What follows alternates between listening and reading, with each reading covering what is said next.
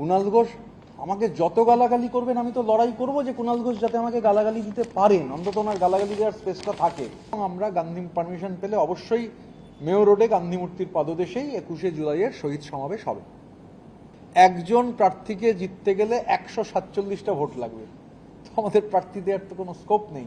পশ্চিমবঙ্গের মানুষ আমাদের প্রার্থী দেওয়ার মতো ম্যান্ডেট দেননি, এই প্রার্থী দিতে পারছি না। চূড়ান্ত দমবন্ধকর পরিবেশ ছিল, যার শিকার বুলিং, একেবারে বুলিং, র্যাগিং যাকে বলে, আমি দায়িত্ব নিয়ে বলছি। চাইলে 1 ঘন্টা বলে দেবো কি কি হয়েছে, এখানে সে স্কোপ নেই। কিন্তু সুস্মিতা দেব, আচ্ছা ধরুন আমি লাস্ট বেঞ্চে বসেছি, ঠিক আছে, আমার পছন্দ নয়। শুভেন্দু শেখর রায় কোন যুক্তিতে লাস্ট বেঞ্চে বসবে? তো কেষ্টমণ্ডল একটা নাম, তো স্বাভাবিকভাবে কেষ্টদার সঙ্গে পার্সোনালি কি কথা বলেছি, I can't share it with the media. যেটা শোনা যাচ্ছে যে গান্ধী মূর্তির যে অঞ্চল বা মেয়র রোডে, সেখানেই আপনারা প্রথম অনুমতি অলরেডি পেয়েও গেছেন বলে খবর। দেখুন, লিখিত ফর্মালি এখনো অনুমতি পাইনি, তবে আমরা অনুমতি চেয়েছি ওখানে। আমরা গান্ধী মূর্তি যেহেতু ধর্মতলা ডিনায়েড, স্বাভাবিকভাবে আমরা, এবং এটা তো ব্যক্তি সিদ্ধান্তের ব্যাপার না, আমরা তো বারবার বলেছি যে লড়াইটাই হচ্ছে ইন্ডিভিজুয়াল কাল্টের বিরুদ্ধে কালেকটিভের লড়াই। আমরা পারমিশন চেয়েছি, আমরা আশাবাদী, কারণ আমরা 21শে জুলাইটা আমাদের প্রায়োরিটি। তো এখন পারমিশন ফর্মালি আপনি বলছেন পেয়ে গেছি, আমি একটু আধা ঘন্টা আগেও চেক করেছি, মেলে আমার কোনো পারমিশন নেই আমাদের পার্টির মেলে। তো স্বাভাবিকভাবে আমরা আশা করছি যে আমরা ওখানে পারমিশন পাবো, এবং আমরা গান্ধী পারমিশন পেলে অবশ্যই মেয়র রোডে গান্ধী মূর্তির পাদদেশেই 21শে জুলাইয়ের শহীদ সমাবেশ হবে। রাজ্যসভার নির্বাচনের ক্ষেত্রে আপনাদের অবস্থান বা আপনারা প্রার্থী দিচ্ছেন বা ভোট দেবেন কি? আমাদের প্রার্থী দেওয়ার তো কোনো স্কোপই নেই, এটা কোয়েশ্চেন। মানে এনিহাও আপনি যখন জিজ্ঞাসা করেছেন, 147টা ভোট লাগবে, 147টা ফার্স্ট প্রেফারেন্সের ভোট লাগবে। রাজ্যসভার যে নির্বাচন, মানে আমি যখন 2024-এ ধরুন জিতেছিলাম, 2024-এর 7ই ডিসেম্বর আমি 9 তারিখ মনোনয়ন জমা দিয়েছিলাম, খেয়াল করে দেখবেন একটা সিট খালি হয়েছিল, আমি একা প্রার্থী ছিলাম। এবারে 3টে সিট খালি হয়েছে, কিন্তু খেয়াল রাখতে হবে 3টে সিট একদিনে খালি হয়নি, 3টে সিট আলাদা আলাদা দিনে খালি হয়েছে। একজন প্রার্থীকে জিততে গেলে 147টা ভোট লাগবে। তো আমাদের প্রার্থী দেওয়ার তো কোনো স্কোপ নেই। পশ্চিমবঙ্গের মানুষ আমাদের প্রার্থী দেওয়ার মতো ম্যান্ডেট দেননি, এই প্রার্থী দিতে পারছি না। ভোট হলে তবে তো ভোটের প্রশ্ন, ভোট হলে তখন আলোচনা করে ঠিক করব কি করব। যদি দেখা যায় ভোট হচ্ছে তখন ঠিক করব, কিন্তু এখন একজনকে রাজ্যসভায় যেতে হলে 147টা ভোট লাগবে। এবারের নির্বাচনে পশ্চিমবঙ্গের জনগণ মনে করেছেন যে আমাদের রাজ্যসভায় প্রার্থী দেওয়ার এরকম 3টে সিটে ভোট হলে কোনো সুযোগ নেই। তো জনগণের ম্যান্ডেট মাথা পেতে নিতে হবে।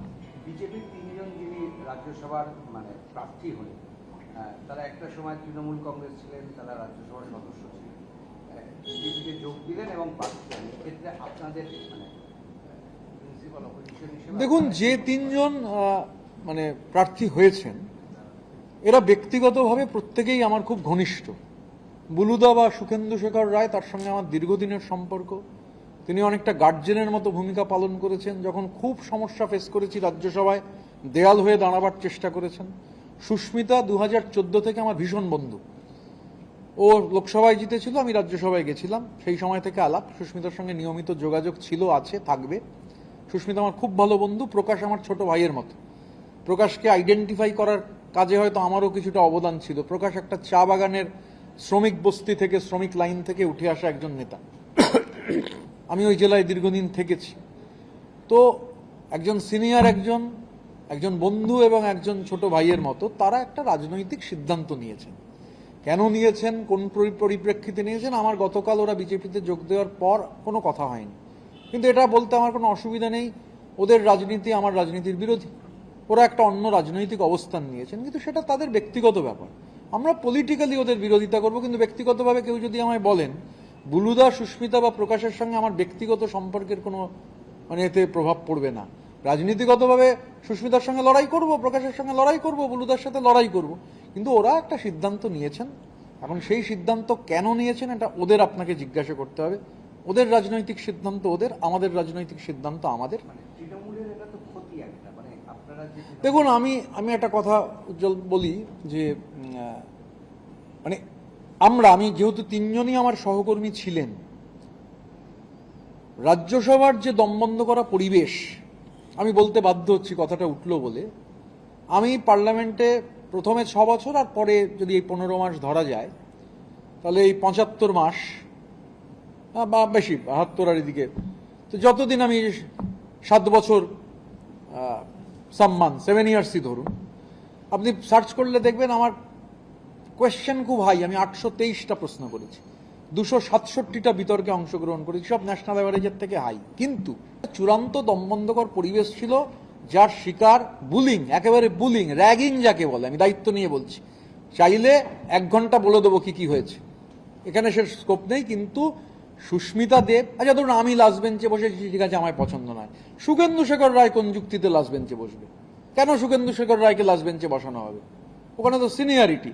হ্যাঁ, কোন আরটিআই অ্যাক্টিভিস্ট, আমি তো তার থেকে সিনিয়র, সে আমার দুধাপ আগে বসে আছে, আমি লাস্ট বেঞ্চে বসে আছি, ঠিক আছে, আমি বসে আছি। শুভেন্দু শেখর রায় কেন লাস্ট বেঞ্চে বসবে? তো এরকম নানান দমবন্ধকর পরিবেশ ছিল। আপনি কার সাথে কথা বলবেন, কেন কথা বলেছেন, আপনি চেয়ারম্যানের সঙ্গে দেখা করতে গেলে কেন কথা বলেছেন।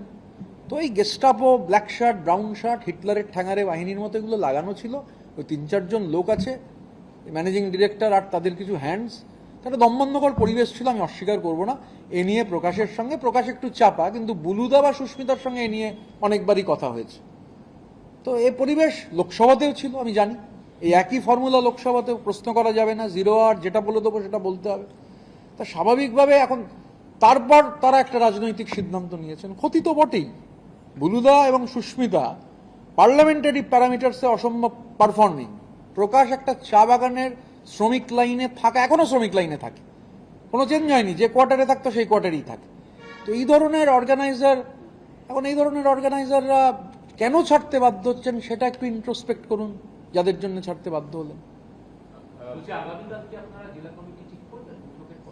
এখন মিটিংয়ে কি হবে আমি এখন কি করে বলবো, তবে ডেফিনেটলি একটা পরিকল্পনার মধ্যে আছে, আমরা জেলাগুলো ফাইনাল করব। এই প্রসঙ্গে একটা প্রশ্ন করতেই হয়। অনুব্রত মণ্ডল, একটা খবর শোনা যাচ্ছে যে তিনি এই ঋতুব্রত সিঁড়ি, মানে আপনি যে তৃণমূল কংগ্রেস, সর্বভারতীয় তৃণমূল কংগ্রেস, আপনার সঙ্গে যোগদান করতে ইচ্ছুক। আমার প্রথমে একটা বক্তব্য রয়েছে যে এই যে শব্দবন্ধটা, দেখুন আমরা একটা কালেকটিভ, এবং এখনো অবধি যা করেছি কালেকটিভলি করেছি। কোনো একটা ইন্ডিভিজুয়ালের বিরুদ্ধে তো লড়াই, ইন্ডিভিজুয়াল কাল্টের বিরুদ্ধে লড়াই, তো স্বাভাবিকভাবে আমাদের এটা কালেকটিভ। সেই কালেকটিভে ঘটনাচক্রে বিপ্লব মিত্র এখন যে পজিশনে খেলবেন সেটা হচ্ছে তৃণমূল কংগ্রেসের পশ্চিমবঙ্গ রাজ্য সভাপতি। বাকরুজ্জামান হচ্ছেন আমাদের অপোজিশনের চিফ হুইপ, আমাদের অল ইন্ডিয়া তৃণমূল কংগ্রেসের ট্রেজারার। আমি জেনারেল সেক্রেটারি এবং এলপি। চন্দ্রিমা দি আমাদের ন্যাশনাল ভাইস প্রেসিডেন্ট। শিউলি দি আমাদের ডেপুটি লিডার, এখন মহিলা তৃণমূল কংগ্রেসের ওয়ার্কিং প্রেসিডেন্ট, কার্যকরী সভানেত্রী। তো এগুলো সবই ইন্ডিভিজুয়াল পজিশন, তো স্বাভাবিকভাবে এটা একটা কালেকটিভ। এখন আমি মিডিয়ার স্পেকুলেশনে ক্যানন ফডার দিতে পারবো না, তাদের মিডিয়াতে আওয়াজ হতে পারে। তো যদি কাল কিছু হয় কাল দেখা যাবে, আমি আজকে কি করে বলবো। শুধু অনুব্রত মণ্ডল নয়, আশিস বন্দ্যোপাধ্যায়, অভিজিৎ সিনহা, চন্দ্রনাথ সিনহা, এদেরও নাম শোনা যাচ্ছে। আশিস বন্দ্যোপাধ্যায়, চন্দ্রনাথ সিনহা, আশিস বন্দ্যোপাধ্যায়, অভিজিৎ সিনহা, এরা আমাদের ন্যাশনাল ওয়ার্কিং কমিটি মেম্বার, ঘোষিত। তারা সেই জায়গা থেকে নাকি সরে যাচ্ছিলেন, এই জল্পনা তৈরি হয়েছে। আমি তো বললাম I can't fit the canon. না, আপনার সাথে বা আপনাদের সাথে অনুব্রত মণ্ডলের কোনো কথা হয়েছে, মানে কোনো আলোচনা হয়েছে, মানে যদি বলার মতন হয়? কেষ্টদার সঙ্গে লোকসভা, এই বিধানসভা ভোটের আগে কেষ্টদার সঙ্গে আমার নিয়মিত কথা হয়, গত কয়েক বছর ধরেই হচ্ছে। এখন রেজাল্ট বেরোবার পর কেষ্টদার সঙ্গে অন্তত 30 বার কথা হয়েছে। আমার মনে নেই 30 বার কি, 30 বার কথা হয়েছে, আমি দায়িত্ব নিয়ে বলছি, 30 টাইমস কেষ্টদার সঙ্গে আমার ফোনে কথা হয়েছে। আপনাদের সঙ্গে থাকার বা আপনাদের সঙ্গে একসঙ্গে পথ চলার ইচ্ছা প্রকাশ করেছিলেন? এই নিয়ে আমার সঙ্গে কেষ্টদার কোনো কথা হয়নি। কেষ্টদার সঙ্গে আমার সম্পর্কটা ব্যক্তিগত, এবং ব্যক্তিগত স্তরে কি কথা হয়েছে অবশ্যই সেটা আমি মিডিয়াকে বলবো না। কেষ্টদা একজন দক্ষ সংগঠক, কেষ্টদাকে আমি নেতা মানি। তো কেষ্টমণ্ডল একটা নাম, তো স্বাভাবিকভাবে কেষ্টদার সঙ্গে পার্সোনালি কি কথা বলেছি I can't share it with the media. উনিও ডিপ্রাইভ হয়েছে। এখন এই ডিপ্রাইভ হয়েছেন কি ডিপ্রাইভ হননি, এগুলো তো মিডিয়া ক্যাঙ্গারু কোর্টে ঠিক করতে পারে, করছে। In fact all the best to the media. আপনারা অপেক্ষা করুন না কেন, আগামীকাল দুধে দুধ পানিতে পানি হয়ে যাবে। কালকে দিন পর্যন্ত অপেক্ষা করুন। আরেকটা বিষয় হচ্ছে তৃণমূলের মোট 12টা একাউন্ট, এই যে ট্রেলটা চলছে আরো অ্যাকাউন্ট। দেখুন, ট্রেল হচ্ছে যে আমরা তো কেউ হচ্ছে ইনভেস্টিগেটিং এজেন্সি নয়, আমাদের ইংরেজিতে যাকে বলে সেই টি তো নেই। তো মানি লন্ডারিং যদি হয়ে থাকে, it is a competent enough authority to trace the money laundering. ধরুন যা শুনছি, কিন্তু কমন বোধ বুদ্ধিতে বলে যে ক্যারিবিয়ান দ্বীপপুঞ্জে টাকা চলে যাওয়া, শেল কোম্পানিজ, আমি যেটা আপনাদের মিডিয়াকে বলেছি, আমি সামনের সপ্তাহে দিল্লি যাওয়ার আগে বলবো, কেরালা কানেকশন, বং কানেকশনের মতো কেরালা কানেকশনের পয়সা, মানে আমি মালায়ালাম বলতে পারি, মানে আধা ঘন্টা বলতে না পারলে আমি 12-14 মিনিট বক্তৃতা করে দেবো, মালায়ালাম পুরো বুঝতে পারি। তো আমি কেরালায় 100 বারের বেশি গেছি। আমি শুধু এটুকু বলছি, এটা শুধু ভানুয়াতুতু বা কেমেন আইল্যান্ডসে সীমাবদ্ধ নয়, তো কেরালাও রয়েছে, কেরালার বিভিন্ন জেলা রয়েছে, ফুটবল ক্লাব রয়েছে, মানে যা শুনছি। এবার একজন দায়িত্বশীল নাগরিক হিসেবে যা শুনছি, because I have a strong network in Kerala, আমার পুরনো বন্ধুরা আছেন, এমএলএরা আছেন, প্রাক্তন এমএলএরা আছেন, একসঙ্গে রাজনীতি করেছেন, মন্ত্রী হয়েছেন, এখন প্রাক্তন মন্ত্রী আছেন, তাদের থেকে অনেক ইনপুট পেয়েছি। আরও এখানেও অনেক মানুষ ইনপুট দিয়েছেন, যা জানি দিল্লিতে গিয়ে জানাবো কম্পিটেন্ট অথরিটিকে, তবে জানাবার আগে আপনাদের জানিয়ে দেবো। এটা কেরালা কানেকশনও আছে, এটা শুধু ক্যারিবিয়ান আইল্যান্ডসের ছোট ছোট দ্বীপ, কেমেন আইল্যান্ডস, ভানুয়াতুতু, শেল কোম্পানি, এগুলোর মধ্যে সীমাবদ্ধ নয়। ফুটবল ওয়ার্ল্ড কাপ চলছে, ফুটবলেরও একটা গভীর যোগাযোগ রয়েছে। ধৈর্য ধরুন, অপেক্ষা করুন, দেখতে থাকুন। তবে ডেফিনেটলি এই ধরনের লন্ডারিং হলো, ওই যে বললাম, ধরুন আকরুজ্জামান সাহেব, ওই বললাম তিনি, বা উজ্জ্বলদা তো রাজনীতিতে আমার লিডার ছিল, উজ্জ্বলদা, মানে এখন হোক না, তো ট্রুথ ইজ ট্রুথ।